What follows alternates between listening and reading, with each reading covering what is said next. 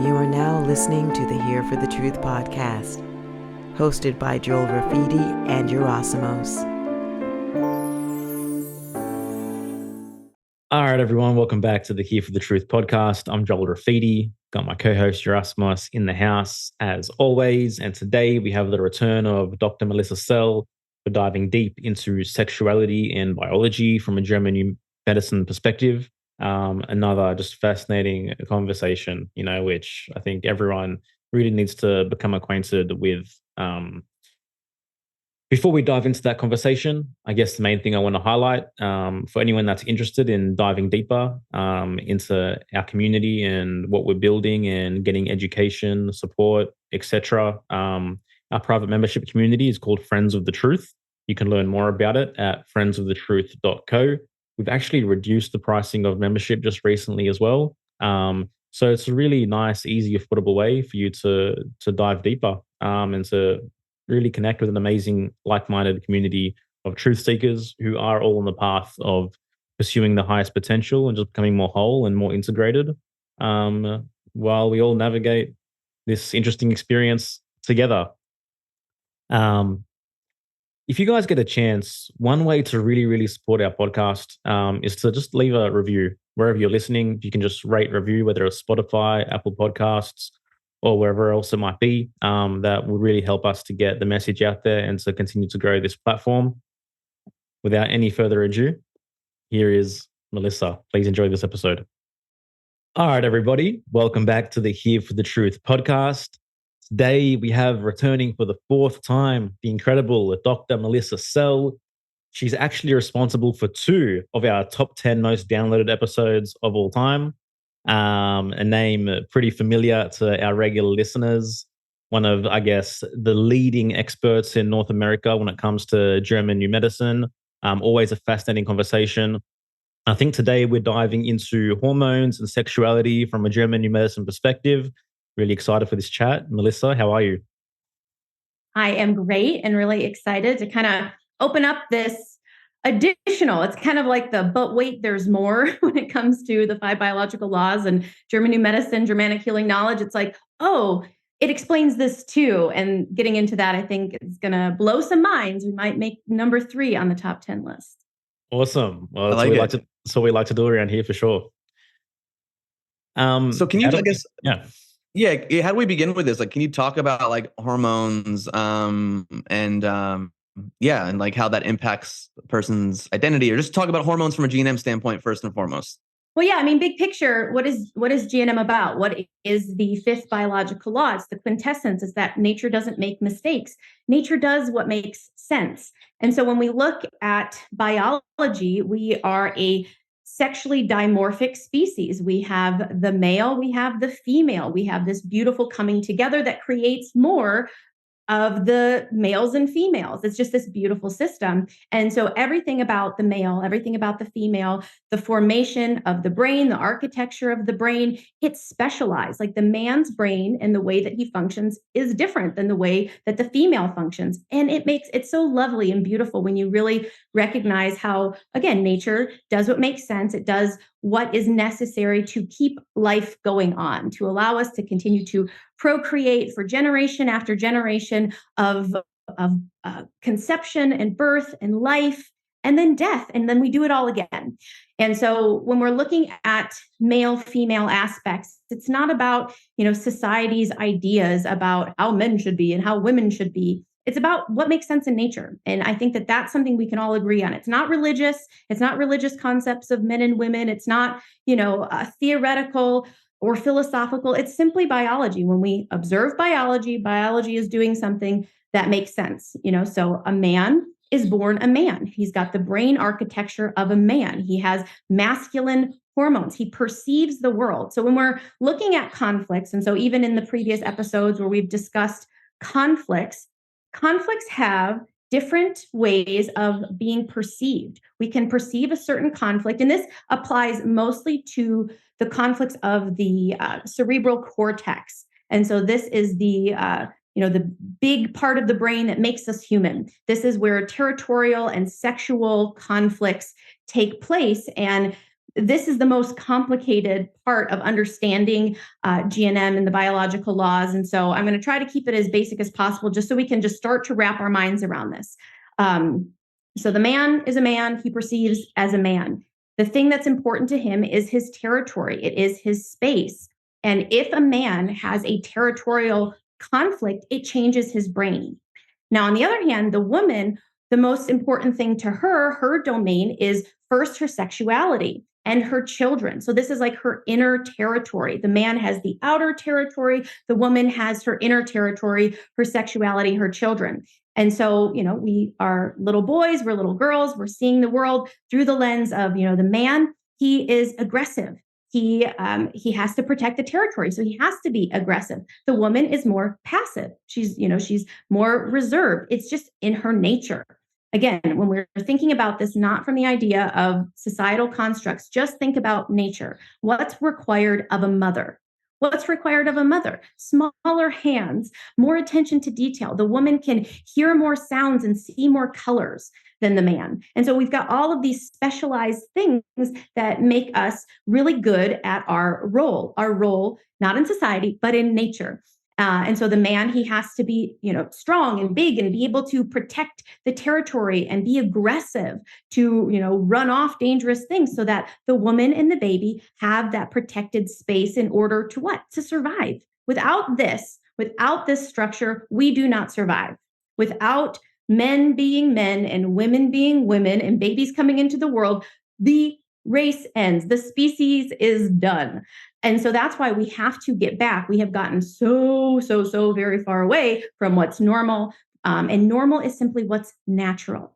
It's not about societal standards. And that's where everyone's gotten screwed up in their brains about what's what. And this has to do with, what we've done in schooling and women competing with men and women wanting to, be men and now men wanting to be, it's gotten so confused. So that's why we have to go back to the basics of biology and the basics of nature. We have a man, we have a woman. But within the man and the woman, we both have both sides of the brain. So Dr. Hamer discovered that the female side of the brain is the left brain. This is the left brain control center that controls the female side, and the right is the masculine. And this also gets into the handedness. So the way that you are wired is depending on when you, your first division, when you were first coming to be an embryo, that first cellular division determined whether you were right dominant or left dominant. And this, again, is something that makes sense in nature. To have this variety, this different wiring allows us to survive. There's complicated ways of understanding exactly why that's so beneficial, but just understand that it is. And that the right-handed and the left-handed people are wired slightly differently. And so their conflicts will affect them in a different way. So when a person has a conflict shock that affects one of these territorial areas, it changes their hormonal status.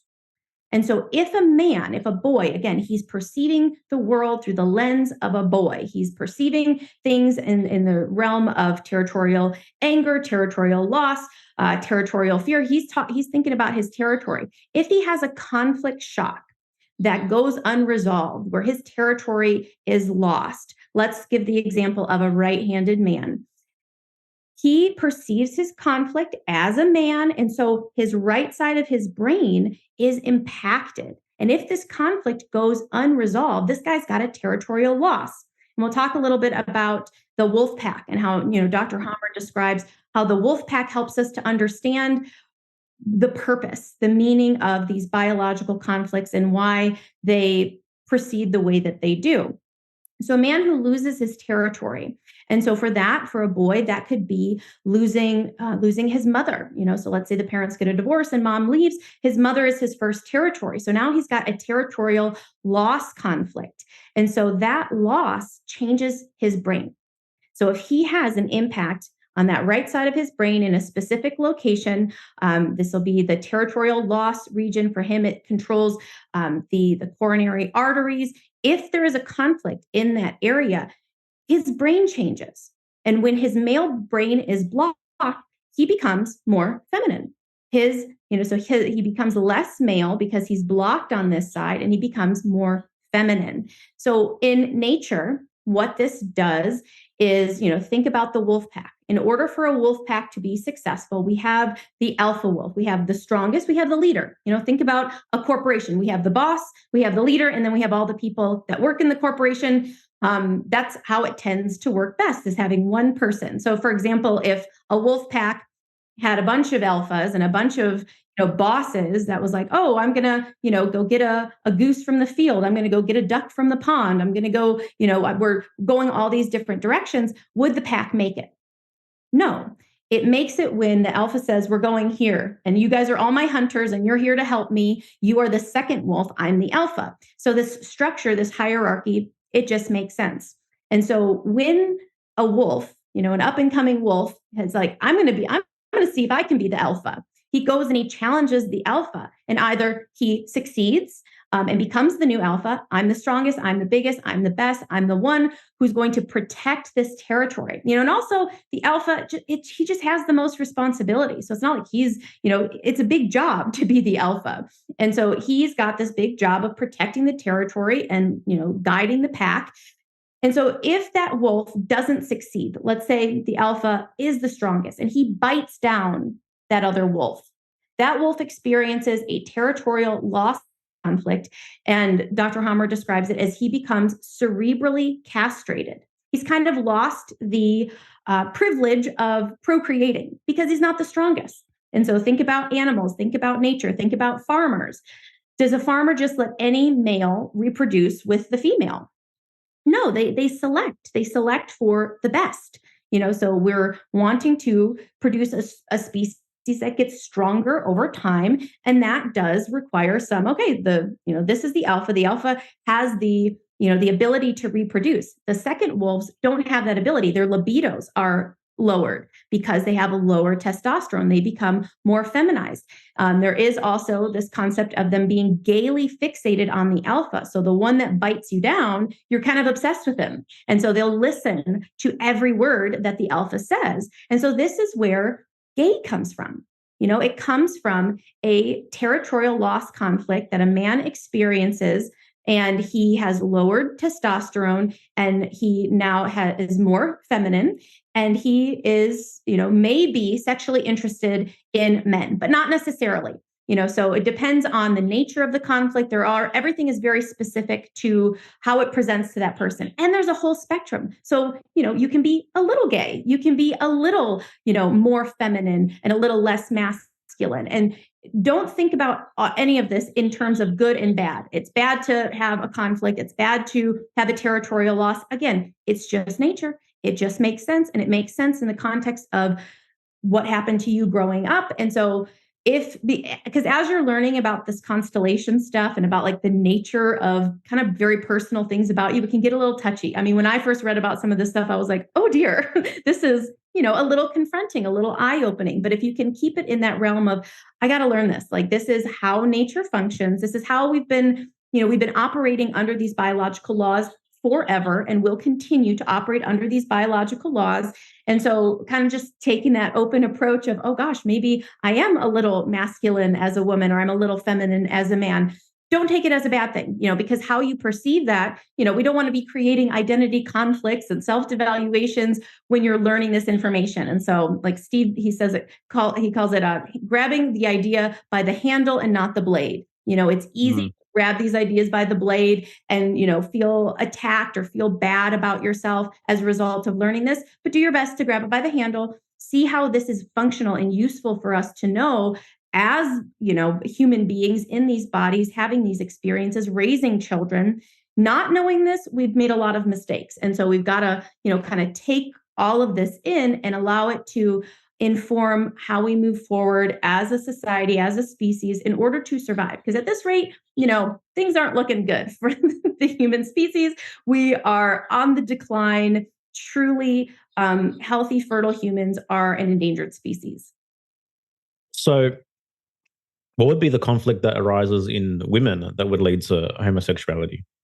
So for a woman, her she's going to perceive life as a woman. She's going to perceive in the more passive feminine way. A couple of examples of this as far as the feminine perception is a fear-disgust conflict. So a girl like, oh, a spider, I'm so scared and disgusted by that. The male version of the conflict is resistance. I'm going to resist it against this. Another example is the territorial fear for the man is I need to, overcome this. For the woman, it's a scare fright. She wants to hide. So she has a passive, hiding response where the man will take the aggressor response. So for a woman, she can have a scare fright conflict that affects her female side. She can have a sexual conflict. So the sexual conflict's kind of the main one. Especially for women in modern times, this is the one that changes when you have your period. So most girls in modern society have sexual conflicts because of, hypersexuality, just being promoted everywhere, because of, pornography, because of abuse, because of, doctor's examinations, you name it. There's so many things that can shock a girl on a sexual level. And when that happens, it hits above the left ear in the female sexual territorial zone. And so when she has that conflict that blocks her left side, she becomes more masculine. This, again, is for the right-hander. It's different for the left-hander, but to keep it simple, we'll go with the right-handed example. Blocks the left female side of her brain, and she becomes more masculine. A perfect example of this is, a girl who, has girly interests when she's little, and something happens to her, and next day she's a tomboy. She wants to get her hair cut, and she's interested in cars and soccer and, different things. Again, this isn't simply just a societal construct. She becomes more aggressive. She becomes, more masculine and also manic. So that is another way to understand the brain. This whole topic is the realm of schizophrenia, and schizophrenic constellations is when we have this balance that swings back and forth. We can get triggered. We can have conflicts on both sides and step on a track and become really depressed or become really manic, depending on which brain side is more emphasized. So for the girl, for the right-handed female, when she has a sexual conflict that blocks her female side is blocked, so her male side is more prominent. So she becomes masculine and dynamic. And this is the woman that's prized in modern society. She's the go-getter. She's going to get stuff done. She's the boss babe. She's the one who is, taking control of her life, and she's independent and she's making money. And so, in our society, we're like, yeah, that is awesome. That's how a woman should be. She's taking her rightful place in society. But really what's happened is she's become blocked, cerebrally castrated, because a girl who has her sexual area blocked can't become pregnant. And think that makes sense in nature. So if a woman has a sexual shock, there's a lack of safety in her environment with regards to sex. So her sex turns off. So nature makes it so she can't procreate. And so we also are augmenting this by doing things like taking birth control. We're turning off one half of our sexuality because, we think we've got more important big world things to do. And so we kind of try to pause nature. And so just realize that, and people are aware of this now, how a woman who takes birth control is attracted to a different kind of man. And so, in the seminar lectures by Helmut Pilhar, who's a lecturer for Dr. Hamer, he describes the feminine man as the softie. So he's softer. And so the masculine woman is attracted to the soft, more feminine man. So we all find ourselves with people who have mirrored constellations to our own. And real quickly, can I just jump in real quickly? Because you talked about the term constellation in our previous 3 episodes. We haven't discussed this. And I know Dr. Hamer, after utilizing the 5 biological laws for more, let's say, physical things and symptoms, he applied them to more behavioral and psychological. And this is where the term constellation comes into play. So can you just talk about that a little bit? Totally. So a constellation is when we have a conflict in one region of the brain, and then we have another conflict in the opposite side of the brain. And so when we have a conflict shock, and I've learned some things recently about how the brain, the physiology of the brain changes during the conflict shock. So when we have a conflict shock, our tissues change over to lactic acid utilization. And so that's, when you're long distance running, you're no longer using, sugar for energy, you're using a fermentation process. So that's what's happening in the brain. And that process requires 16 times more sugar, more energy in order to fuel it. And so if you've got one conflict on one side of your brain requiring, it's like sucking 16 times more energy. And then you have another conflict that comes along affecting the other side of the brain. The brain can't afford that much energy expenditure. So it shifts itself into this constellation, into this higher sense. And so it is an adaptation. It's a super sense, actually, because if you've been bombarded, boom, boom, so many conflicts, the brain's like, we got to do something different. We got to get out of this somehow. And so the brain shifts itself. And you'll see this in behavioral changes, in manifestations of hyperaggression. Let's say you've had a territorial anger conflict, and then you have an identity conflict. And so you've got these two anger-based conflicts. You become hyper aggressive, like really violent. And so it's like, where does a person who's totally violent or homicidal, come from? It comes from having a lot of bombardment of conflict, and your biology gave you a super sense in order to help you to get out of it.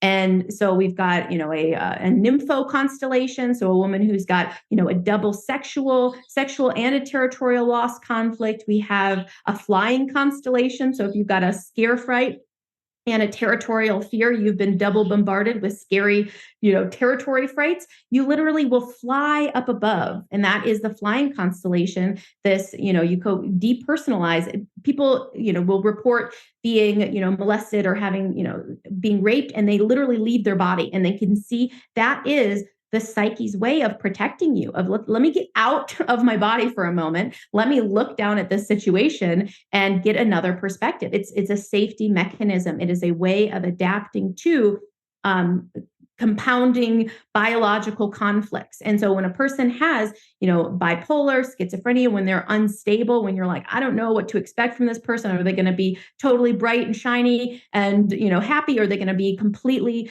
dark and depressed and not leave their room? It depends on which side is emphasized, which conflict constellation. So like I said, there's different ways that they can be a lot. So if you have one conflict then another, that's one constellation. If you have a different sequence, you have a different constellation. So that's what the constellation is two conflicts active on opposite hemispheres of the brain that's changed your personality into this super sense that's in nature in response to what happened to you in your life. Yeah, it's so fascinating because Joel and I have been having this conversation, is that like you just mentioned, your personality is impacted by these biological conflicts.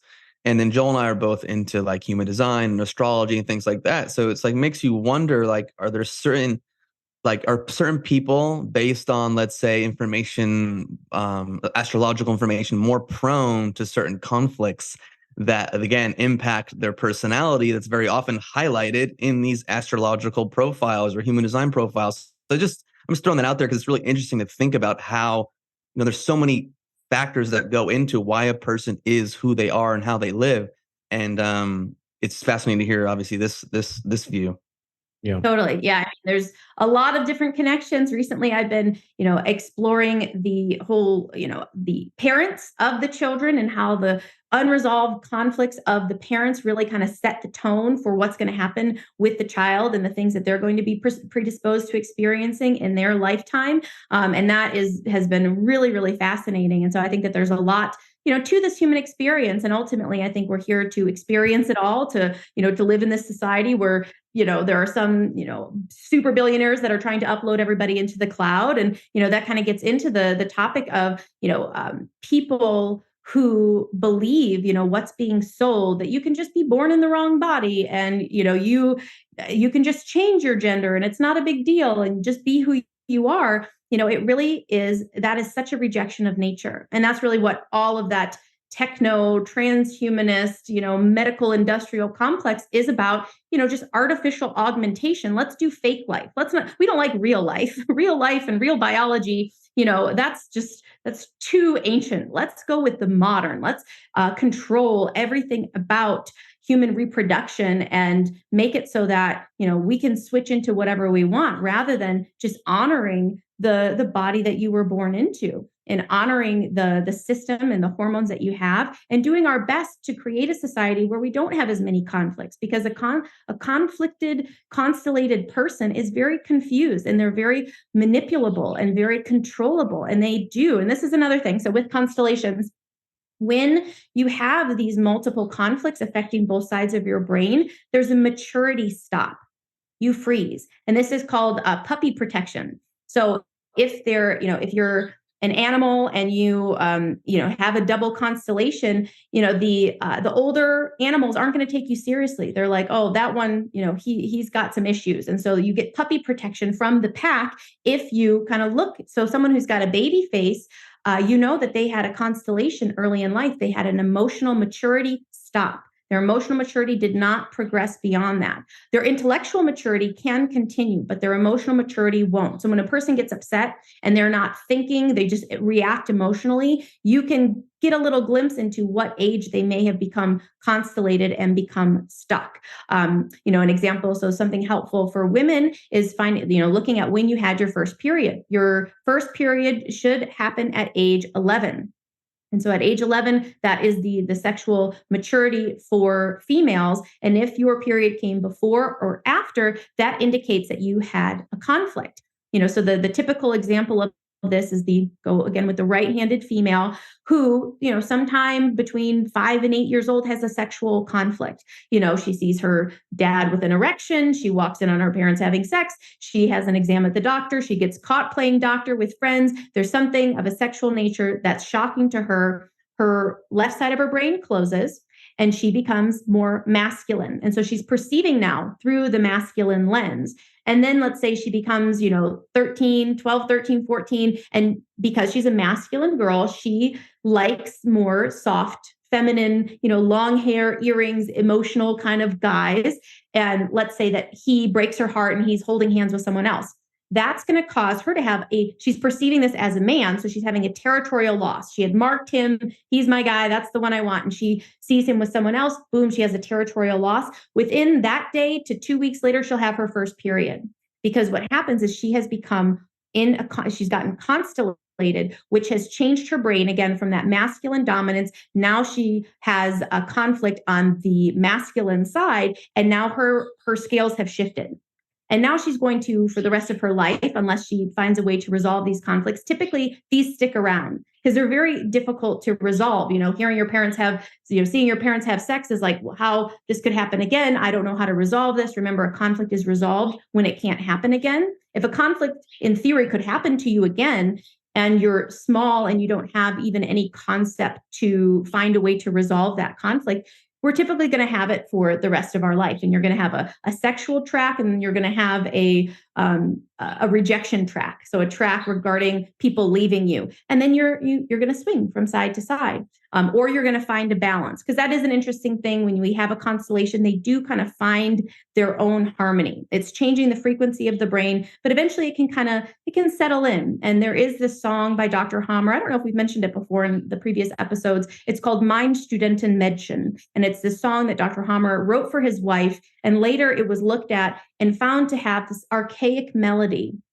And the archaic melody is found all throughout old school classical music, and it helps to downgrade. The song, it's recommended for people to play it in the background on low, especially if you're, concerned about reactivating tracks or you're trying to downgrade a constellation. You listen to the song, and it has kind of magical properties, this ability to help to regulate and downgrade conflicts, constellations, and reactivity to tracks. There's actually a great story about a mother who had 2 sons. One was 10, one was 7. And the 7-year-old was like, I'm a girl, and, was kind of going into that whole, I want to change my sex. I want to, change who I am when, as soon as I can. I want to have a different body. And the mother started playing the music and didn't do anything else to try to resolve the conflict because she didn't know what to do. And so just played the music, and it helped that child to downgrade and get out of the constellation.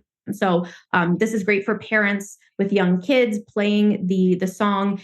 It does have an ability to help I find, because what it does is it goes through the whole second biological law. So we've got the conflict, and we've got the conflict activity, we have the resolution, we have the healing phase, the epicrisis, and then the second part of healing. And so we go through that again and again. It's like this finding of a resolution. And that's ultimately really what evolving beyond our conflicts is finding a resolution, finding a way to incorporate this thing that happened.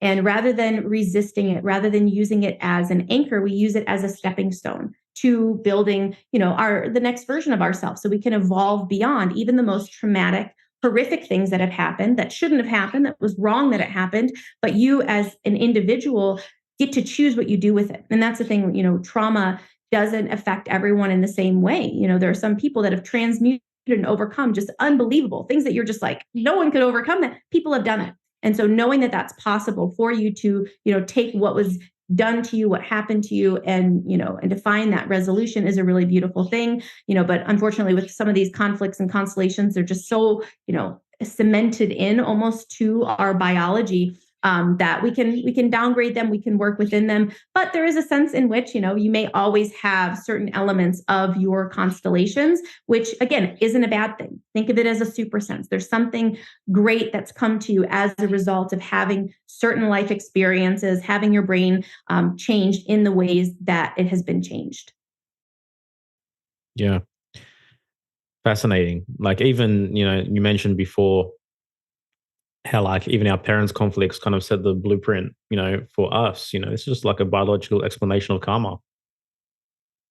Yeah. Ultimately, Yeah. Yeah. You mentioned pornography before, and I just feel like it's so huge in our culture, and children are watching it earlier and earlier. And I know you highlighted it a little bit, but like, what are potential things that can occur if like a 6-year-old, is on the computer and he's watching like hardcore porn? Like what, obviously it might be different for a boy or a girl if that is, but like, let's say a 6-year-old boy, like what impact could that have?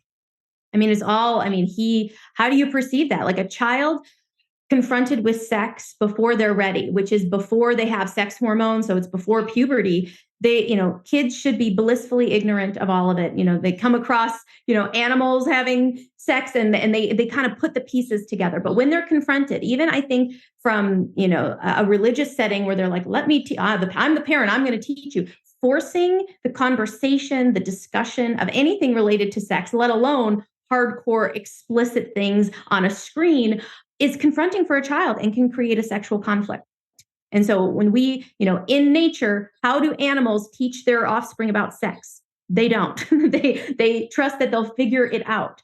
And so that's where we just have to be very mindful of how we introduce things to kids. Because I think many well-meaning parents are like, I'm going to just, get in there right away and teach you about all the things. And the kids are like, I wasn't ready or interested in any of that. But the parents feel really good about themselves because they're like, I'm going to teach you the right way, whatever their moral system is for sex and whatever. But it can be confronting. It can be, obviously a sexual conflict for a female. A man can, a boy can experience a territorial fear, he can have any type of conflict depending on how he perceives that explicit, because they just don't know what to do with it. I remember even being a child and being confronted with the idea of homosexuality and feeling weird about it. I just felt there was this kind of deep discomfort with it. I also remember seeing a cross-dresser and having like really just confused, uncomfortable feelings. And that was, back in the 90s when this was not as, prolific as it is now. Now it's everywhere, and you can't, and they are angling for it. And that's where we're seeing, this deliberate confronting of sex to children. It is an evil agenda. It absolutely is. And especially knowing what we know about biology and the brain and Hamer's discoveries, it makes so much sense that Hamer's discoveries have been suppressed and not talked about. Because if it was talked about, if people knew beyond a shadow of a doubt, not just an idea that, oh yeah, it's bad for, kids to, have sexual exposure early on. No, it literally changes their brain. It causes constellations. It freezes them emotionally. Because if a child sees something sexual, they get obsessed with it. They see it again and again and again in their mind. It becomes a conflict with no resolution, because they don't have a way to express it. They don't have a way to get it out of their system. And so it sticks in their brain, and they replay it and replay it and replay it. And so they become, sexually fixated. And then they develop all sorts of, other issues because of, how can they concentrate on school or playing when you have this image in your mind of something, of a sexual nature that you just you don't have any way of expressing, of processing, of understanding, of dissipating that image from your psyche. And that's why it's so damaging. And that's why even talking to kids about it is absolutely so wrong, because they don't have any way to express it. So to talk to them about it, to introduce these ideas to them, is to destroy their mind, their spirit, their body. It's to depersonalize, to dissociate them, and to prime them. I watched this really interesting video by this woman, Jennifer Bilek, and she is talking about this transhumanist agenda and how the transgender stuff is really the gateway into transhumanism, and essentially kind of uploading everybody into a virtual world. But first, you have to break your association to your sex, to your biology, to your body. And how do you do that? You do that by doing really confusing, shocking things to a young child. So they get so fixated on gender and sex. And so they're not learning about how the world works. They're not learning about nature and biology and math and all the things, like innocent, lovely things that a child should be learning about. They're learning about puberty blockers and about changing their physical body so that they feel more, themselves.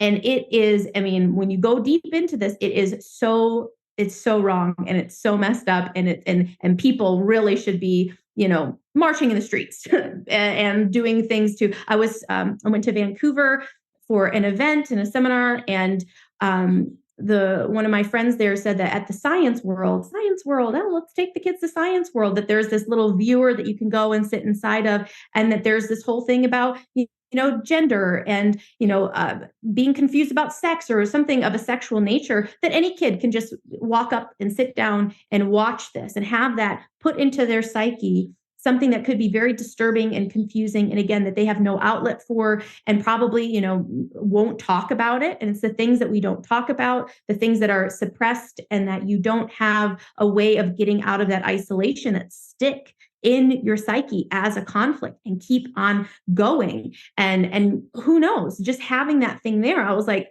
if the parents realize, and it was funny too, kind of being in Canada and being around, Canadians are so sweet and loving and very, very nice people. My friend dropped her wallet while we were hiking, and, someone picked it up and returned it to the police. And it was just very, I'm like, the whole idea of, how Canada, everybody went along with all of the crazy mandates, but Canadians, I think specifically, is because they're very nice. And that is the thing I think about the whole trans agenda, is they're like, oh, well, we just have to be nice to these people who have these issues, but it's been this slippery slope from, not abusing gay and lesbian people to, totally accepting drag queen story hour and all of that. It's this has been the slippery slope of nice people just trying to be nice, and understanding to other humans' plight, to allowing young children to be confronted with shocking things that's changing their brain, that's constellating them, that's making them emotionally and eventually physically dependent on the system for the rest of their lives. Because children who go through, my Twitter feed is filled with all kinds of crazy trans stuff about, surgeries and the ongoing medications, and just what they're tied forever to the medical industrial complex. They can't ever get free. If a child is corrupted and shifted and, gets into this, I need to change my body, that child is forever going to be dependent on the pharmaceutical companies and taking medication and having procedures and having surgeries forever. The woman who created that video was talking about how if you follow the numbers, if you follow the money of who's behind this agenda, it's billionaires. It's billionaires who are in the medical industry, in the tech industry, in the pharmaceutical industry, because without all of that, you don't have transgender. You can't change your body. You're born with the body that you're born with. And, your hormones can change, and your hormones naturally will. And that's the thing, is that a person who wants to be a man or wants to be a woman, just wait, you'll become it. Because a female, she at 50, the estrogen in her ovaries decreases. and her brain changes and she becomes a man, masculine in her perception. She will perceive life through the lens of a man. And a man, when he's around 70 or 75, his testosterone in his testicles will decrease, and he will be the soft grandpa. He will become the feminine grandpa, and we've got the masculine granny. And that's the normal way. We have a season where we are, virile in our sex and we reproduce, and then eventually things change a little bit and we have a different perception and we perceive the world differently. So everyone's going to go through it at some point in your life if you make it that long. And so to change it now when you actually have the opportunity to procreate and reproduce, it's making it so procreation is going to be a subscription service. Because if you've become sterilized because you want to be a different gender and all of a sudden you want to have a child, you're going to have to take a bunch of hormones or have a womb implanted or some crazy, ridiculous, technologically based, advancement of biology, of melding humans with this digital world. And it's crazy town. So, and that's why everything about German New Medicine and the 5 biological laws, it's about nature. It's about like, hey, we don't need any of that. We don't need that. Nature provides literally everything we need. When we're in harmony with it, when we're doing what makes sense, we can thrive. But, humans like to get adventurous and do weird things and try to override nature. And that's, this agenda to let's subvert everything about nature. Let's subvert sex itself. Let's dissolve sex. Let's make sex not even a thing. And that is very corrupt at the core because it's an inversion of nature. And nature is truth. And so anything that subverts nature is a lie. And so when we believe the lie and we live in the lie, we're not going to thrive. And we're seeing that, you can't thrive as a person who's trying to change their gender. Because again, forever dependent on chemicals and pharmaceuticals and technology. We couldn't just put you out in nature and you wouldn't just survive out there without all that stuff. Hope you guys are enjoying this episode. Just a quick interlude to shout out some amazing members of our community. Shout out to Kim, Maria, Tyler, Keely, Alex. Thank you so much for being part of the community. And for those who want to join and hang out with us and have some laughs and get some education and support and have a lot of fun doing so, check out Friends of the Truth at friendsofthetruth.co. Back to the episode. We were dealing with a social contagion, I think we chatted about this before we pressed record, but humans are going to have conflicts. Children are going to have conflicts. So, a girl who's going through specific conflicts, becomes a tomboy. It might be a little bit more masculine, but when you're confronted with all this media and promotion and that you could just take these pills and you can just, cut off organs and do whatever, and then you can become the thing, like it starts growing exponentially, and we're seeing that. So there's a combination of factors that are impacting this. But again, it's so anti-nature, and it's really impacting children in such a horrible way. Yeah. Yeah, they've done. There was a study, I think, of the correlation between kids who are trans and then also autistic. So autism is a constellation of a scare fright and a territorial anger. So they've got conflicts affecting both sides of their brain. So they're already in a form of imbalance. And then they have another conflict, and we can keep stacking on these constellations. We can have multiple constellations at the same time. And so this is just a profoundly traumatized child. And to give them a physical solution is absolutely crazy, rather than to give them, to dig in and figure out what happened to this child. How were they broken? How were they scared? How were they unsupported? How were they abused? Something happened to that child. And when you try to give them a physical, external, flashy, new way of getting out of all of your problems, all you have to do is change your body parts and cut off your breasts and remove your woman organs when you aren't even old enough to vote. But this is the thing you need to do in order to feel okay in the world. The fact that anyone thinks that is a solution just is, shows us how far we have gone away from nature and how confused and how, yes, the social contagion has taken a hold of well-meaning parents who's like, I just want my child to be happy. I just want my child to be happy. And so, but without looking at, where did I, put my child into daycare where something happened to them? or put my child into, a school where they were taught something, because I'm so busy, running the rat race and trying to, make ends meet in order to, and that's the thing, is we're so far removed from what is natural and normal. Children even going to school it can be a trauma, a territory loss. Putting your child in school truly can cause them to have a territorial loss conflict. And you put your little boy into school, he feels like he has lost his territory, lost his home, and all of a sudden he is less masculine and more feminine. And it's like, oh, so this, and that's where, again, parents, do not allow this to be a reason to feel bad of like, oh, I turned my child gay because I put him in daycare.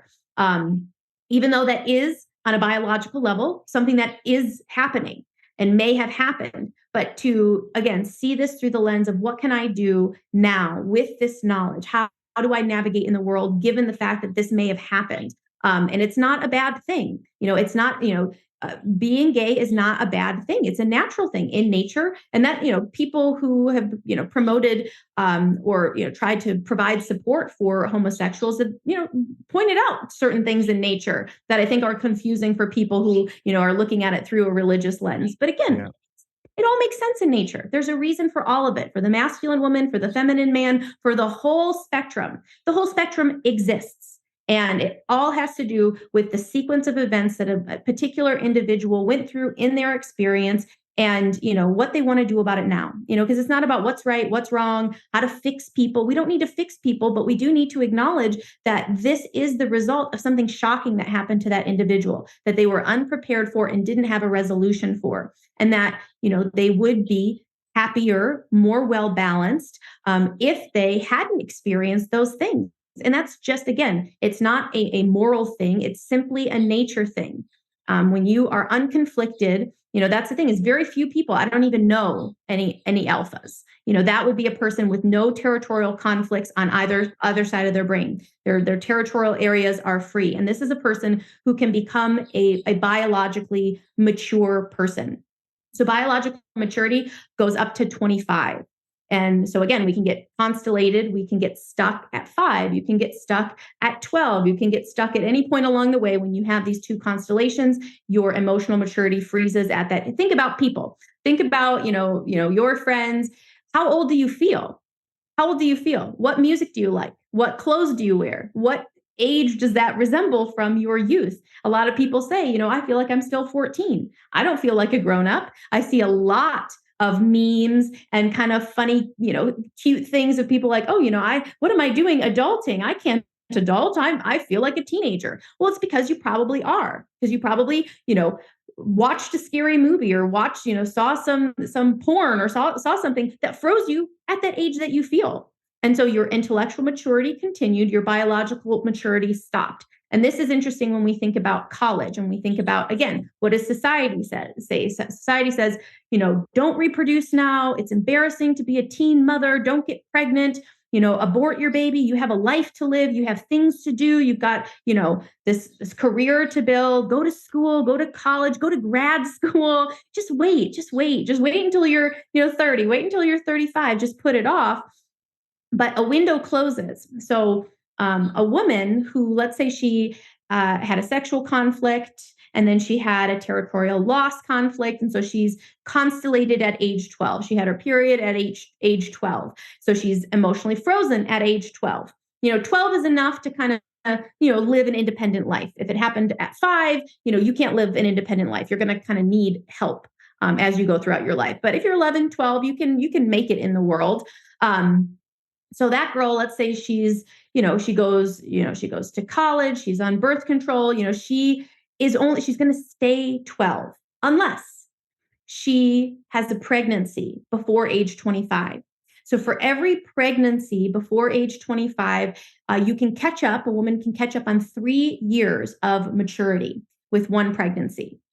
Which, because the body goes through a very deep vagatonia, and it's part of the system of helping that woman to become a biologically mature woman who can take care of a child. And so that is the way to kind of get out of this constellated, emotionally frozen state, is to have babies before you're 25. But again, society doesn't set it up that way. Makes it seem like, actually, there was this clip of a woman who was on American Idol, and it was, I think Katy Perry was one of the judges, and this young woman, and she was cute and really, young looking.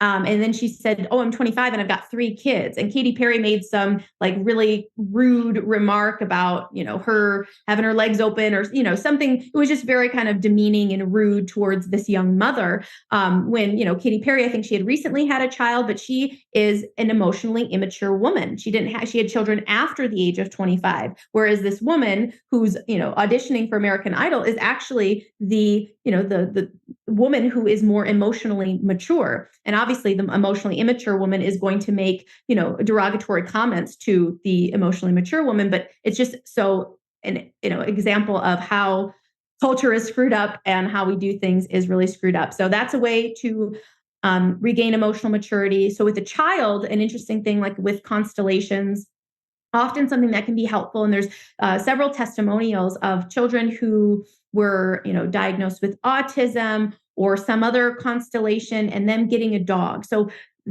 there are ways that we can kind of break out of our constellations, break out of our stuckness. For the woman, it's a baby. It's having this new life to take care of.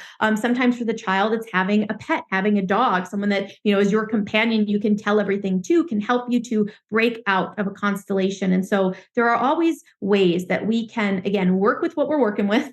We have a certain personal history, certain things have happened to us, but there's ways that we can get more of what we want, create more of the lives and the experiences that we want to have. And if you're a woman who's past 25, who hasn't had children like myself, it's fine. Let it be okay that, you may be emotionally frozen at a certain age. There are ways, I believe, with awareness to, to model what would be the ideal, even if biologically you can't achieve it. But that's one of the things that I find really important is we have to be able to acknowledge biological ideals in general without someone getting their feelings hurt and feeling like we have to abolish all ideals because I'm not the ideal. And that's the arrogant, narcissistic way of, let's destroy the whole idea of gender because I'm a little confused about my gender. Let's get rid of all gender. And it's like, no, we are going to acknowledge and revere the fact that biological gender is a reality of this physical world that we are living in. And there are ideal ways to go about living. And then there are, things that happen that cause us to fall short of that ideal. But that's okay too. That doesn't make you wrong or bad or less than. It is a variation. It's something, again, to learn through, but we have to be able to acknowledge biological standards and biological ideals. Because if we don't have that, we have nothing to compare it to, and it's all just whim. It's all just, whatever I want it to be because this is how I feel. No, there are laws that this universe operates under. And you will be happier when you learn those laws and abide by them. And you can utilize them and understand them. It will lead to more thriving than trying to eradicate ideals, which, has to do with, a lot of different subjects. Wow. One thing that came up for me before, like when we're talking, I guess, about the rise of transhumanism and transgenderism being linked to transhumanism, like what I'm noticing is like the world on our Twitter feeds isn't reality either, and so like it can be a lot of pressure, particularly for parents, to like try and protect and prevent their children from ever seeing anything, et cetera, et cetera, et cetera. So I just want to like highlight to those listening also, like there's some level of perfectionism which is impossible, and as you mentioned, you might just end up conflicting yourself trying to reach that and abide by that. But also, like, it brings to mind like children getting phones too early is a big no-no in my opinion, and then being self-led to exposing themselves to these sexual conflicts potentially, et cetera, et cetera. And what I wanted to ask you was, on the flip side of all of this, sure, we have this age of hypersexuality going on where we're being confronted on so many levels and at much younger ages as well. But what are the potential conflicts from the hyper-repressive, religious, dogmatic side of things where we're withdrawn for probably way too long? Yeah, I mean, same thing. So I know I was raised in a religious environment, and sexuality was a huge, just conflicting topic in every way. And so it was, sexual conflict and self-devaluation conflict as a result of, so that's the thing, is trying to repress when a child reaches sexual maturity, it makes sense. And in nature, this is a thing. In nature, 11-year-olds would get pregnant. That would just be how nature is. Again, if we're not looking at age of this and that, it's like, just look at nature. What would nature do? As soon as the female becomes sexually mature, the alpha will mate with her and she will be pregnant. This is another interesting thing about hormones levels and pregnancy. So when a woman who's ovulating is female. So like when you're ovulating, you are in a female state. When you aren't ovulating, so post-menopause, you are in a masculine state. And so when a woman is actually pregnant, she becomes masculine in her way of perceiving because she's not ovulating, because she's pregnant, and then also during the years of breastfeeding. So so repressing and having, pushing down and making it bad and making it wrong isn't honoring biology. And that's something that, there's another meme, and the memes just what they are, little pockets of how our culture is, people talking about parents who were very repressive about sex for years and years and years, and now they want grandkids. And it's like, so here you were like condemning sex for all of these years, and now you're like, please have sex and give me some grandkids. And it's like, I'm kind of screwed up in my brain because I don't know how to interact with sexuality because I was so, limited with regard to, like, literally I was afraid of going to hell for touching my own body. It's like, that is a pretty big sexual conflict, and it can be a track. So like every time you have sexual pleasure, if your earliest experience of that was condemnation of this is bad, this is wrong, I'm going to hell. I mean, that takes some time to unprogram and to, heal from that suppression. And so, the hyper too much, put it everywhere versus the close it off. And again, there's just a perfect natural way of interacting with the subject of sex and sexuality. Most people get it wrong because they are too far into their cult, into their camp, into their dogma, into their ideology to recognize that there's got to be a better way. And and that's where everything about the biological laws is so helpful, because it's just biological. It gets rid of all of the ideologies that are man-made, and we're just looking at nature itself. I'm curious about this because you said something before that would be considered highly controversial, that if it was just left to nature, then 11, 12-year-old, girl is their sexual maturity. So I could just see like a certain community, the minor attracted persons community, like using that as an argument for, their stance. And so it's like, there's a biological thing, but then there's also, ideology, I think, plays into things as well, and cultural things play in, and even just like the state of a child, not a child, but like someone's psyche too. Like, are they even ready for something like that? Yeah, just because nature's ready, just psychologically, is an individual ready? No, I wouldn't say so. I would say definitely not. And that the biological maturity, that makes sense in the realm of animals and in nature, that like as soon as a female animal is sexually mature, that, that's different, I think, than humans. And that's where we do have to be conscious and do, again, what makes sense. Does it make sense to promote, children as soon as they are able to physically reproduce, to do that? No, it doesn't make sense. Mm-hmm. And so that's where we can't, paint with too broad of strokes. We have to be nuanced. We have to be conscious. We have to do look at the context in which this is all occurring. And so, yes, if someone takes that little snippet and then turns it into something else, that is, data manipulation. Like, you're doing it, using it to twist it to whatever you want it to be. We're, again, looking at nature, we're paying attention to nature, and then we have to bridge that with the modern world. We have to bridge that with our current kind of structure and what makes sense, and a person like maturing beyond the age of 11, certainly before wanting to have a child, and that we want to be able to understand and acknowledge the biology, and then understand and acknowledge what makes sense for an individual human. That doesn't make sense for most individual humans. That's never going to make sense, in our current times. It just isn't. But we can't deny the fact that the physical reality makes itself known at that age, at age 11. So, that's something that we can't really argue with. Yeah, but so then coming from that angle, would you say that like nature doesn't hold all the answers? Like nature isn't a fit all for the current human condition? That's an interesting question. Well, I think that because within nature we have consciousness that has evolved, so consciousness, I believe, is expressing itself through all of nature. Every iteration of nature is consciousness embodied into physicality, going through different stages of evolution. And so when we are experiencing, a modern world where we have that ancient biology. It's kind of the same thing that you might say with, oh, well, does a tumor make any sense to grow extra cells in the breast gland? Well, we don't need that anymore because we have emergency services and hydration. We've got ancient biology. And so we have to acknowledge that ancient biology. Yes, the ancient biology has a rhyme and a reason, and a reason that sexual maturity happened at age 11. And it has a reason for building extra breast gland cells when there is a nest worry conflict, extra lung tissue when there is a death right conflict. So, even though we don't need it, even though it doesn't seem necessary in our modern context, this is what we're working with. And so we have this ancient biology, and then we have the consciousness, and we have to bridge, again, doing what makes sense. So yes, nature's perfect and it's doing the right thing and it makes sense and it does have the answers.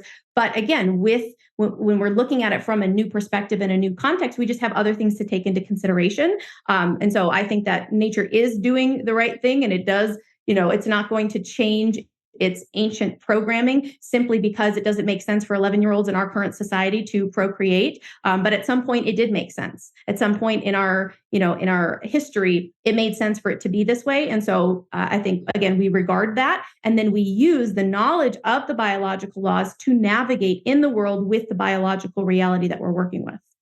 Yeah. So like philosophical ideals and values overlaid, like they do matter.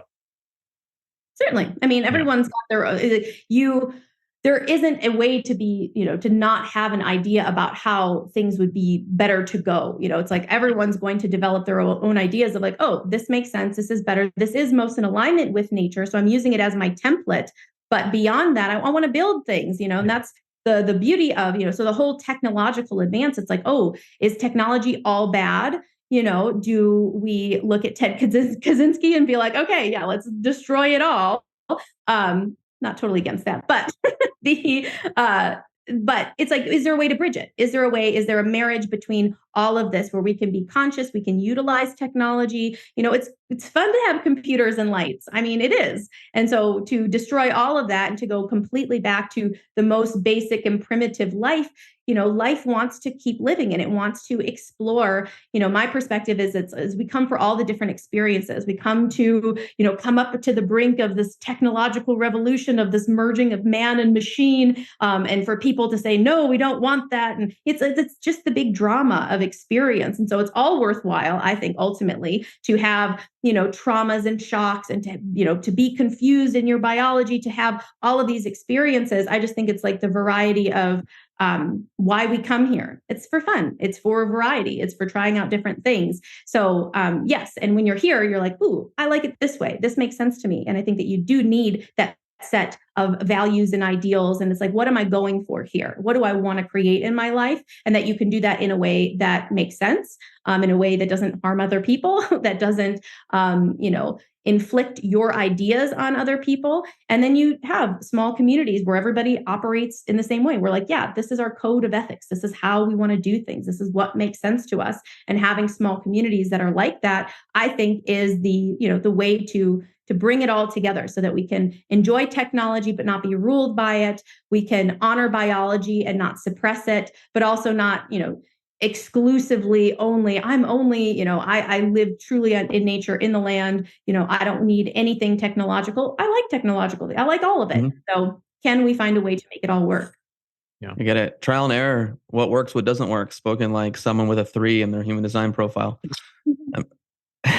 There's an underlying, ongoing balancing act, within the universe. There's always checks and balances. Humanity has this tendency to like go to extremes, but that just gives rise to, an equal and opposite effect on the other side. And I think we tend to carry on. And there's always going to be the drama of the potential end of the world. That's just, I think, embedded in man's psyche also.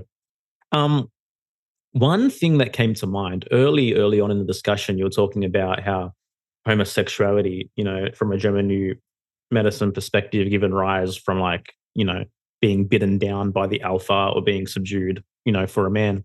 But what about in like single parent homes? If there was no father figure or there was no mother figure, how does that play a role in one's potential conflicts as well? Well, it's often a territorial loss. To lose one parent is almost, is a territorial loss, which will cause an imbalance. And so it depends on the individual child. But most children who, have their native perception. If I had a parent and that parent is now gone, that seemed like my territory and now it's lost. That losing a parent in that way often can induce in a person a territorial loss conflict. But it's not, it's not for sure, because like everybody is individual in the way that they experience things. But on the whole, that's going to be perceived by the child. Again, if their mother leaves, that's my territory is lost. My father leaves, but that child could see that as a self-devaluation, and may not have a territorial conflict related to it. So it doesn't affect this is actually very interesting on the topic of like circumcision. So circumcision could be a territorial loss conflict, but not necessarily. So a child could have a circumcision and perceive it as a self-devaluation. So it's not guaranteed the way that someone is going to perceive. There's kind of general, typically people perceive it in this way, but there are exceptions because everyone is an individual in how they see things. We just have, we have the basic map for the territorial areas and for male-female perception, but there's a whole spectrum within that for how one unique person may respond to a parent loss or a circumcision or whatever. Yeah, it could be a separation conflict too for circumcision as well. Totally. So fascinating. Oh, Yerasimos, in a decade or so, you'll start becoming a woman. In a decade? No, bro. 70s, bro. In my 70s. It's different for women. Because women, it's postmenopausal. Is that what it is? Mm-hmm.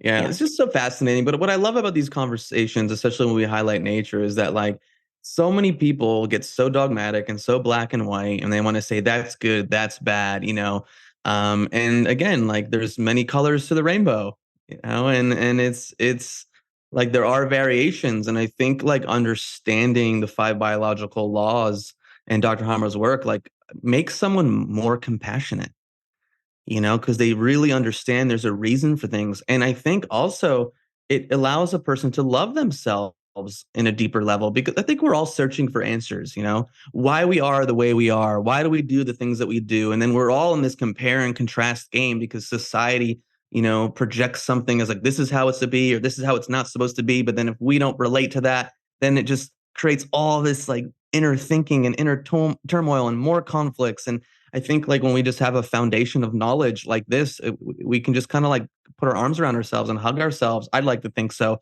and go, okay, well that makes sense. Doesn't mean it's going to maybe make it easier if you're dealing with certain things on a psychological level, but I think it helps a person. Yeah, I would think that it would make it easier, because when you have an understandable explanation, that's like when I talk to people about their physical health stuff, it's when it feels like it's random or a punishment. Yeah. I don't know why it's happening, or it's because I ate this food or got exposed to it. Now I'm dealing with this thing. When we look at the story and we look at what you went through prior to the development of that symptom, and since that symptom has occurred, it's like, no, this makes perfect sense. It's like the symptom is not a punishment. You're not broken. There's nothing wrong with you. This isn't a mistake. All the things that you thought it meant to have this symptom, it doesn't mean that.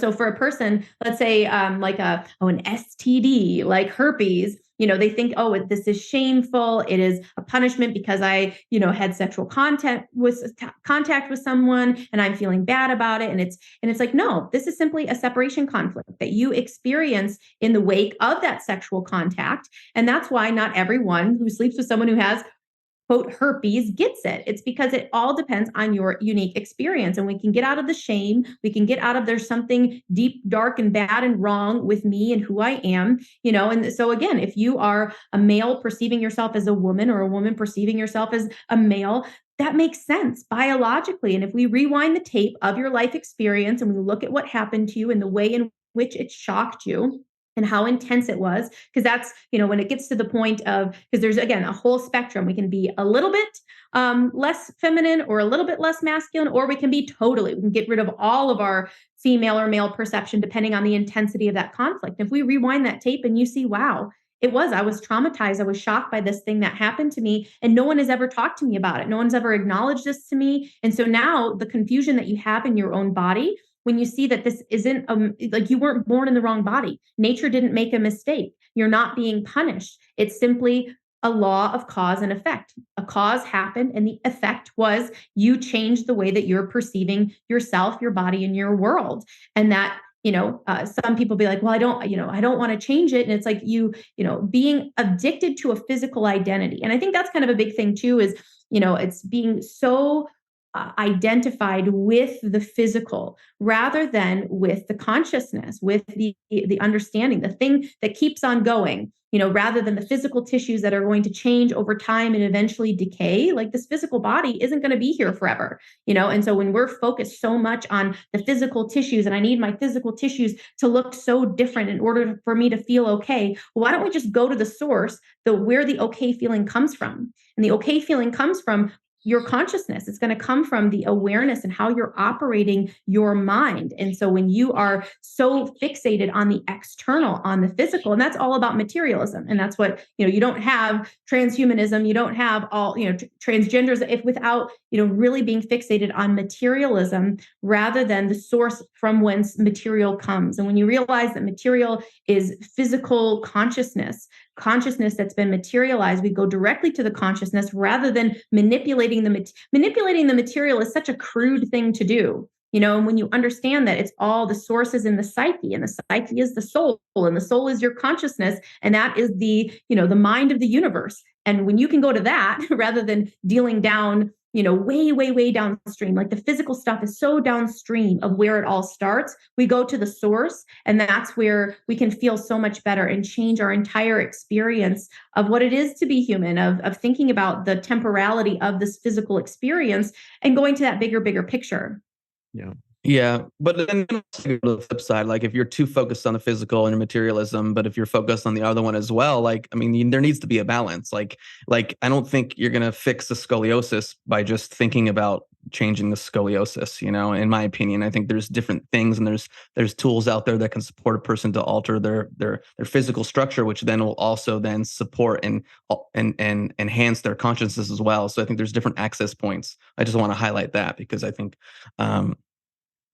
the material is important to a certain degree. Like, there are people who won't take care of themselves, won't eat healthy foods, won't go for a walk. They're like, well, I'm not a body. So then why do I need to worry about it? So anyways. That's the thing is, when people take anything to extremes, it's like, but Yeah. when you try to address the physical without acknowledging the consciousness, it's like, that is, again, it's extreme. And so the consciousness and really integrating that into the physical is the beauty of all of it, is like the thing that allows us to express individualized consciousness is this physical world that operates under certain biological and physical universal laws. And so it's like we have to be, the consciousness and operate the machinery of the physical world in a way that makes sense, given that consciousness is where it all came from. And so, I think that enough awareness and sensitivity, and not, again, being at too far ends of the spectrum of extremism. And notice if you have that tendency to be extreme about it, to throw out like, I'm not going to, and people will do that with GNM of, I don't need to eat healthy. I can just eat McDonald's all the time. It's like, there's a spiritual component to eating. Does it make sense to you to eat McDonald's all the time? Even if McDonald's doesn't cause cancer, does it still make sense for you to eat it? And I think that being, sensitive to your extremist tendencies is a part of self-awareness. Yeah. Schelling said nature is visible spirit and spirit is invisible nature. I think it's a really nice way of summing up the relationship between the material and consciousness. You need. Yeah, for sure, man. Can you, because I don't think we've touched upon this in previous episodes, but since we're talking a lot about sexuality, quote unquote STDs, create so much fear in individuals, especially around like the act of sexuality. But can you talk about like symptoms that are considered transmissible, like from what they are from a GNM standpoint? Yeah, most of them. So really, it depends on, how is it expressing? What's the actual symptom? A lot of them are skin, kind of like external skin symptoms, like, herpes, other, genital warts, things like that. it's a separation conflict, so it has to do with the ectodermal tissue. There's loss of tissue during the active conflict. So when you are wanting to separate or wanting contact, we're losing tissue then during the healing phase. So once you regain contact with someone or you successfully separate from them, that tissue restores, and then you'll have like a wart or a wart if it's gone on, or you'll have like a sore in that area. It's because the body is in healing. And then if it keeps coming back, it indicates that there's tracks, there's reminders of that time that there was a sexual separation. So often, and a person thinks they have this horrible, embarrassing problem. And what it actually is it simply you had an experience of wanting to separate, maybe regretting a sexual contact. Maybe you hear after the fact, ooh, you shouldn't have slept with so-and-so. They've been with so-and-so. And then you're afraid that you've caught something. So again, even the fear of contagion, this is the same thing we saw with the scamdemic. When you're afraid of other people and breathing the same air, you can have a territorial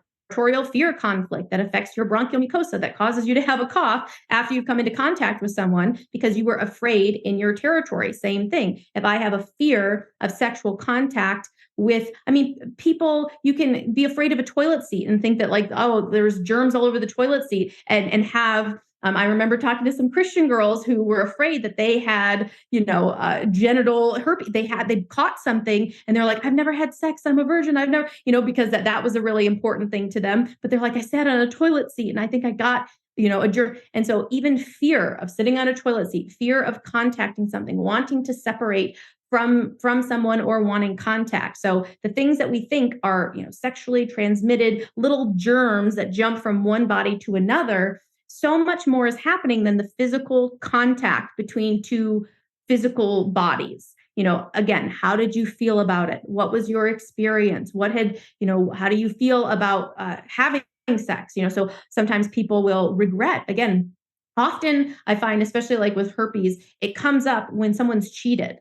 And it's like, oh, you cheated on me with someone else, and then you brought this herpes back to our bed. When that person was cheating, they probably were having some type of sexual separation conflict, either from their partner, knowing that they, were doing something that was a betrayal to someone they were committed to, or, they really wanted this contact with this other person. And so whatever they manifested, the physical external symptoms, when we look at it from the materialistic perspective, oh, here, this is us together. You go off over here, you catch a bug, you bring it back home.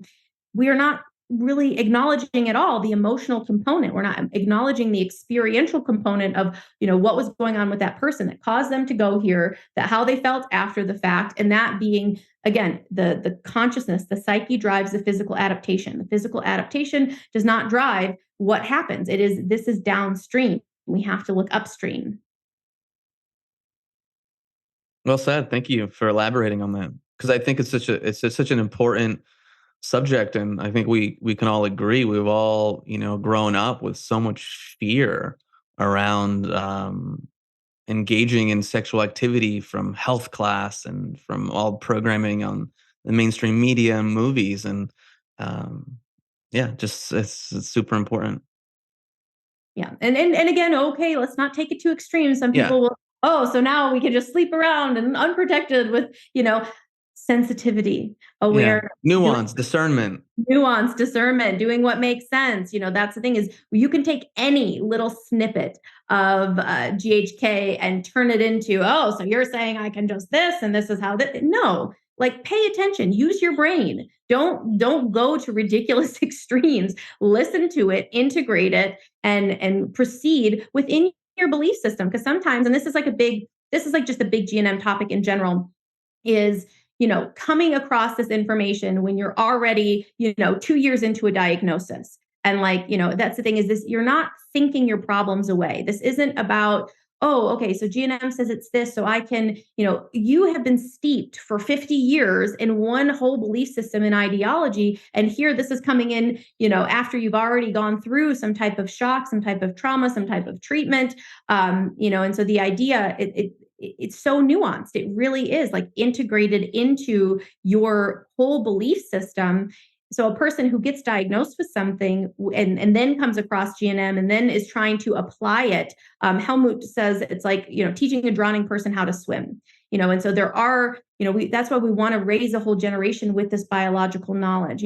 For some of us, it is, in a sense, I do believe that anything is possible, but for a lot of times it's like, kind of too little too late to try to learn and apply. And, because you're in this like rush, in this race to survive in some cases, to apply all of this knowledge. And it's like, it's okay. It's okay if you can't fully grok this in your lifetime. It's okay that you're still kind of like split between all the stuff that you've learned growing up. Well, I learned STDs were this, and I learned cancer was this, and this kind of makes sense to me. And it's like, just honor where you are and honor what's available to you, and it makes sense. And maybe in your next lifetime, and if you have the opportunity to learn this as much as possible and to make peace and integrate the unresolved conflicts from your life during this lifetime, I think that that's extremely valuable. But we don't have to put pressure. We don't have to make it like, oh, this is the good and the right and anything else is the bad and the wrong. We don't want to play the games of extremes. Everybody's doing what makes sense to them, given their whole context and belief system.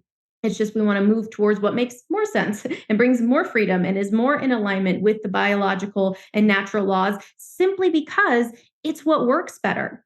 That's the thing. I watched some video where the man, I think it was, he was just talking about male-female dynamics and feminism. And it's like, if it worked, if people were happier with men or with, women being the breadwinners and being, and men not being dominant, if that worked and people were happier than ever before and healthier than ever before, all right, let's do it. But the thing is it just doesn't. What nature does makes more sense, because nature does what works. I mean, nature has been perfecting herself, trial and error for forever to develop into the system that we are living in. And so why don't we learn from nature, do our best to, not override it, work with it, utilize those both halves, because in a sense too, even the technological mind is a product of what? Of nature.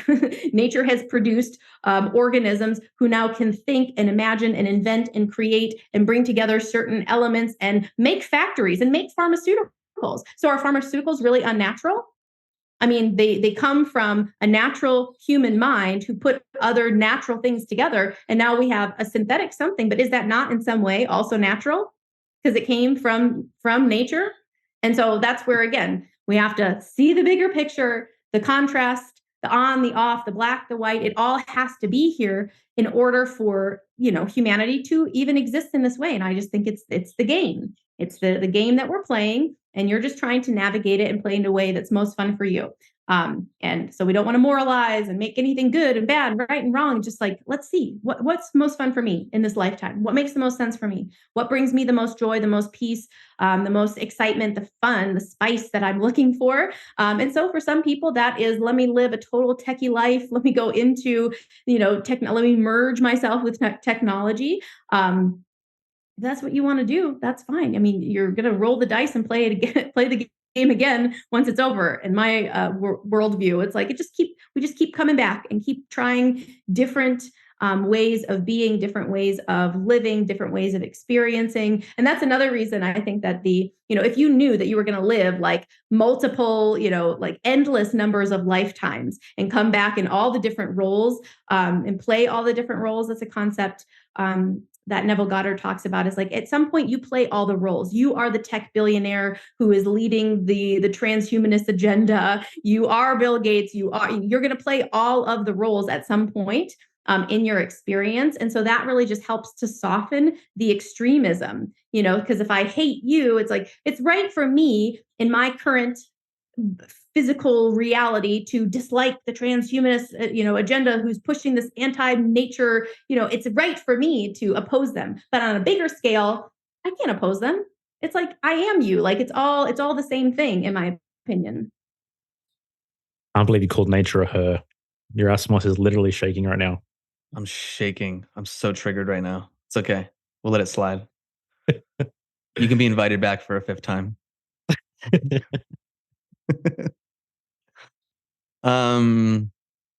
Wow. Do we have any? I mean, I don't know, we're getting close to the end, but this has been such a great conversation. You've been dropping so much knowledge, as you always do. Our audience obviously loves everything you have to share, and this stuff is just next level knowledge. I mean, when I first heard about this from you, I was just telling everyone I knew, like, yo, you got to check this out. You got to check this out. We actually told a previous guest of ours, who's done some amazing work in different fields, Mm.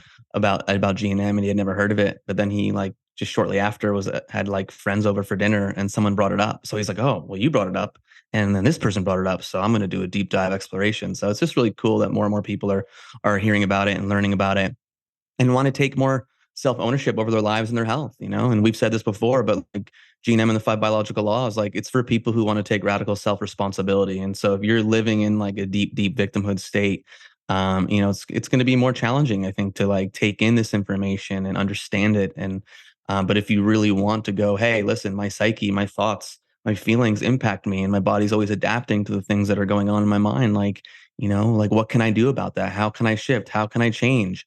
How can I, heal by shifting what I think about? And it's just so important. Yeah. Yeah, it's and I love it. So many people are getting turned on to it. And that tends to be what happens is one person will tell you, and then you'll hear it from like 3 or 4 different places. And it's like, okay, the universe is leading me towards this particular rabbit hole. And yeah, it's really cool when people get into it and really, yeah, like how can this help me to enjoy myself more, into understanding myself more, into navigating this physical body with this, this whole set of tools that I didn't even know existed. Yeah. And I just want to commend you again, because, you've been a voice, um, sharing this information to, all around the world, but let's focus on English speaking countries. This work originated in Germany and Dr. Hamer, but, to be going on all the podcasts and to be so open and willing to share this information, like, thousands and thousands and thousands of people are aware of the 5 biological laws, because of, you and your willingness and your openness to share. Like, yeah, there are other people out there practicing G&M and doing things clinically, and that's amazing. But then there are those who are out there preaching from the rooftops and saying, hey, listen, you need to learn about this stuff. You need to learn about the 5 biological laws. Check it out for yourself. This is fucking awesome. This is amazing. And so I just, I want to thank you for that. Because, it's a gift that you're giving to the world. Thank you. Well, I just feel very lucky and blessed that I ever even came across it, because I very easily could not have.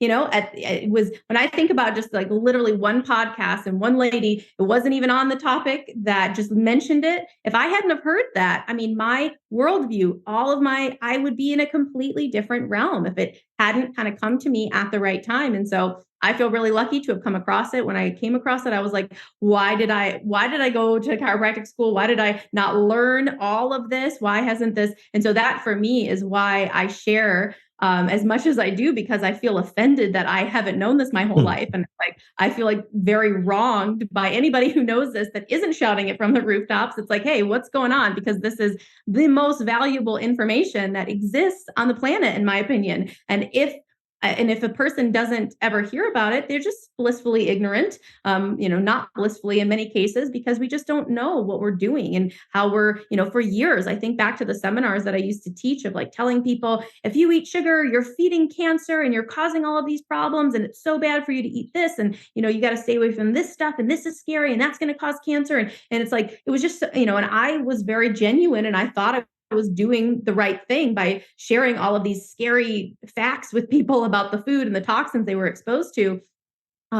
Little did I know that there's this whole realm of understanding biology that, negates a lot of what I was teaching and makes it, irrelevant in some cases, makes it wrong, makes it, a little more, again, nuanced and taking a different approach. So I just feel really lucky to have come across it, and I am just honored to share it. So thank you guys for having me on for 4 times. I really, Steve was jealous, but it's okay. Maybe we'll get Steve on again in the future. We'll see. We'll see. We'll talk about it, bro. Yeah, we love it. I mean, we love having these conversations. It's so much fun. It's so cool. It's so fascinating. Like, I mean, when an individual has an aha moment, I mean, I think back historically in my life, those aha moments for different things that happened, like they were crossroads, they changed my life. And so for you, just hearing G&M being like, oh, what's that all about? And I've said this to you, like I've been in the health world for a long time, and I've been down so many rabbit holes. I had never once even heard about it until we were in the same Telegram thread, Telegram group. And then like, I was like, what's this? What are you talking about? Well, huh? So it's great. And I think like the time was ripe, from 2020, and with like this global fear of viruses, for knowledge like this to come forth and for it to take a hold in people's psyches to go, okay, wait a minute, like I'm open to a different perspective. Something doesn't feel right. Intuitively, people are like, this is off, this is weird. And so just from that starting place, there's like a crack, there's an openness for this new information that, again, in my opinion, is paradigm shifting and game changing, to just take hold and to inspire a person to keep moving forward and being more self-responsible. Yeah. And I mean, you heard it once and you honored your intuition, and led you down the path. I just think back to our first conversation, like what a totally different reality that was when we recorded episode 23 in the height of the pandemic, and just how quickly things shift, everything, external, internal, just wild. It's wild to think about. Yeah. Yeah. Next time. Yeah. Sorry. No, I was just going to say, like so much has changed in the couple of years that we've had this podcast and everything that's happening in the world. And I know you're going to be part of a project from friends of ours that are creating, they're calling the End of COVID, which is, I think, important for all these different conversations to happen that highlight a lot of the BS from the last few years. So hopefully more and more people get exposed to GNM and anything else that's going to help them be like, yo, this shit was whack. Like, I can't believe I fell for it, or like, I'm going to move forward in my life in a new way and live differently. So again, knowledge is power. Applied knowledge is even more powerful. So for sure. I wanted to dive into, in more detail, the schizophrenic conflict and, mental health disorders from a GNM perspective, like BPD, NPD, CPTSD, but maybe that's the next conversation we can have. But I think it'll be really interesting. Melissa, always a pleasure. Always good to see your face. Thank you so much for the knowledge that you share here on this platform. We are grateful. Our listeners are grateful. Where would you like to, I guess, direct our audience at this point in time in terms of getting more access to you or whatever it is that you're offering at the moment? Yeah, you can check out my YouTube channel. So if you're, fresh to this, if this is, new to you, definitely check out the basics. My YouTube channel has a great set of basics videos. Dive into it further for yourself. There are links that I, on my website, drmelissasell.com, of educational resources, because it's just a huge body of work, and it does take time to really download it and, learn it. And then also be able to see it like in your own experience, so that you can start to navigate life with these tools. And so you can find those resources on my website, on my blog, Instagram, and Telegram. Amazing. I mean, just there's members of our community already that are now going down the path of becoming GNM practitioners because of these podcasts. Just the domino effect of so much that's being affected by the conversations is always awesome to witness. Guys, thanks so much for listening. We'll see you next time. Smoking mirrors, I'm seeing through the illusion. Waking up in a time, they think you're in a delusion. Somebody set the alarms, cause they be too busy snoozing. I'm in a DeLorean, fast forward in evolution to a place where we can share our confusions. Yeah, 450 BC, I'm sharing tea with confusion.